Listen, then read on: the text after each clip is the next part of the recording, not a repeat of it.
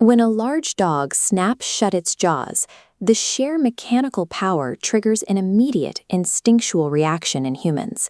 It is the primary reason prospective owners fixate heavily on bite force measurements. Search for information on guardian breeds, and you will immediately find forums ranking them by PSI. The common assumption is that a higher number indicates a more aggressive animal. That assumption is false. PSI is pounds per square inch, a metric that measures the pressure exerted over a single square inch of space. It does not measure a dog's genetic aggression or temper. It simply calculates the mathematical severity of the consequences if an incident occurs. This chart shows a biological baseline for bite force. The average human bite generates roughly 162 psi. A gray wolf, an apex predator built to tear through hide and bone, bites with 400 psi.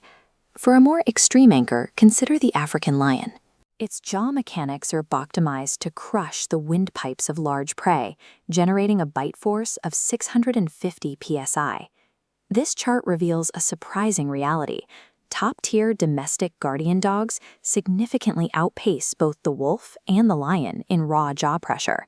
The cane Corso registers at 700 psi, and the Turkish Kangal reaches an immense 743 psi. Bringing an animal with 700 psi into a domestic environment carries immense legal weight.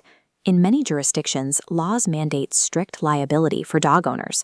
This means if your dog bites someone, you are legally and financially responsible for the damage immediately, regardless of the animal's prior history. To safely adopt a guardian breed, owners must shift their perspective. The question is no longer which dog bites hardest. The correct approach is to map an animal's physical capability directly against its genetic temperament. This scatterplot matrix provides a framework for evaluating these dogs based on their physical power versus their reactivity.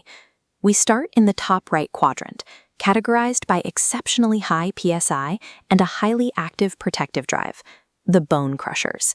The undisputed king of this category is the Kangal, delivering 743 psi of force.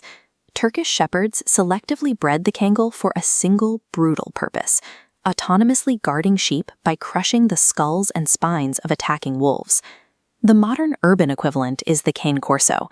As an Italian Mastiff originally bred to hunt large game and protect estates, it packs 700 psi into a highly protective, muscular frame. Housing a dog from this quadrant requires expert-level inputs. Handlers must establish unshakable dominance, enforce extreme early socialization, and provide the dog with assigned, structured daily tasks to satisfy its genetic drive. If an attack happens, the biomechanical outcome is catastrophic. At 700 psi, these jaws instantly shatter femur bones and pulverize the surrounding structural tissue on impact. Owning a bone crusher leaves zero margin for error. If the dog misinterprets a neighbor's friendly greeting as a legitimate threat, the result is irreversible physical trauma for the victim and severe legal destruction for the owner. This scatterplot now shifts to the top left quadrant. Here we find dogs that possess massive PSI, but operate with exceptionally low genetic reactivity. The English Mastiff is the heaviest breed here, commanding a jaw capability of 552 psi. Next is the Leonberger. Despite carrying 399 psi of force, they are remarkably docile, family-oriented dogs with an immense physical footprint. The trade-offs for this low reactivity are entirely logistical. They require immense physical space, exceptional monthly food budgets, and the capability to transport a 200-pound animal during emergencies. Behaviorally, they act as passive guardians. They naturally deter threats through their sheer imposing scale, without actively seeking out conflict or patrolling a perimeter. Unprovoked attacks from this quadrant are exceedingly rare. However, their raw power dictates that any bite, even one triggered accidentally by startling the dog or touching a painful injury, remains a catastrophic event requiring rigorous spatial management. Returning to the matrix, we look at the bottom right quadrant, high-drive dogs with moderate, highly calibrated bite forces. Here we find the German Shepherd at 238 psi and the Doberman at 245 psi. These breeds possess jaw mechanics distinct from Mastiffs, optimized for speed, precision, and quick debilitating damage. Instead of a sustained bone-crushing grip, they are built to strike, hold, and release on command. To function properly, these dogs require constant mental stimulation, daily physical exertion, and rigorous obedience structuring from an attentive handler. Failing to provide structural input leaves the animal with pent-up energy. Without a job, a precision working tool degrades into a neurotic, unpredictable household liability. This scatterplot now isolates the most controversial placement on the matrix, the American Pit Bull Terrier. Contrary to persistent myths, the Pit Bull sits at a surprisingly average 235 psi. The reality of the breed lies in its jaw mechanics, not its raw pressure.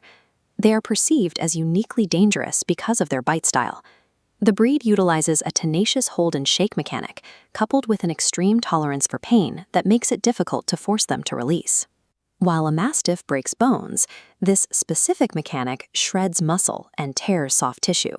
This results in highly disproportionate visual damage, which subsequently drives intense media coverage. Consequently, owners face severe external scrutiny. Adopting a pit bull means navigating housing bans, restrictive insurance policies, and strict BSL. BSL stands for breed-specific legislation, which are local laws that outright ban or heavily restrict the ownership of specific dog breeds. Owning a pit bull requires accepting a lifestyle dictated by external legal scrutiny and executing flawless management of an animal with an unyielding mechanical drive. With the matrix fully mapped, the choice comes down to a strict return on investment decision.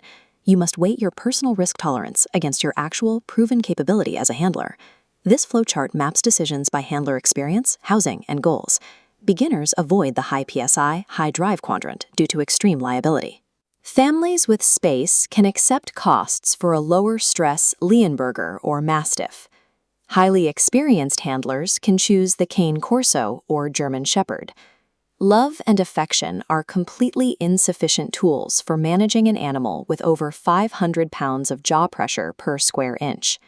Adopting a high bite force dog is not about acquiring a status symbol. It requires accepting the permanent, zero margin for error responsibility of keeping a sentient weapon in your home.